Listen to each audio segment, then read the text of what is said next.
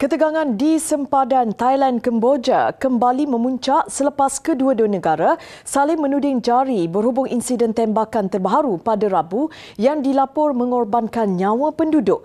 Kementerian Pertahanan Kemboja mendakwa seorang penduduk maut dan 3 lagi cedera selepas berlaku tembakan dari arah Thailand berhampiran sempadan wilayah Banteay Mencey. Perdana Menteri Hun Manet dalam kenyataan di Facebook berkata, tindakan ini bercanggah dengan semangat kemanusiaan dan perjanjian damai yang telah dicapai baru-baru ini. Insiden itu berlaku hanya 2 hari selepas Bangkok menangguhkan pelaksanaan perjanjian damai yang disokong Amerika Syarikat yang bertujuan menamatkan siri pertempuran antara kedua-dua negara. Thailand sebelum ini mendakwa 4 anggotanya cedera akibat letupan periuk api baharu di kawasan sempadan dan menegaskan siasatan masih dijalankan. Sebelum ini, pertempuran besar selama 5 hari pada Julai lalu menyebabkan 43 orang terbunuh dan lebih 300,000 penduduk terpaksa berpindah sebelum satu gencatan senjata yang disokong Presiden Amerika Syarikat Donald Trump berkuat kuasa.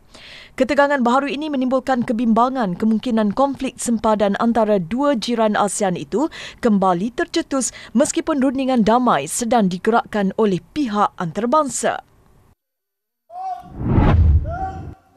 Sementara itu, tentera diraja Thailand mengesahkan berlaku insiden tembak-menembak di sempadan Thailand-Kemboja selepas mendakwa askar Kemboja melepaskan tembakan ke arah wilayah Thailand. Jurucakap tentera diraja Thailand berkata insiden itu memaksa pasukan Thailand melepaskan tembakan amaran sebagai tindak balas segera. Katanya anggota tentera Thai segera berlindung dan melepaskan tembakan amaran ke arah punca tembakan Kemboja mematuhi sepenuhnya peraturan penglibatan atau Rules of Engagement. Kejadian tembakan itu dilaporkan berlarutan kira-kira 10 minit sebelum keadaan kembali pulih seperti biasa. Tiada sebarang kecederaan atau kematian dilaporkan di pihak Thailand.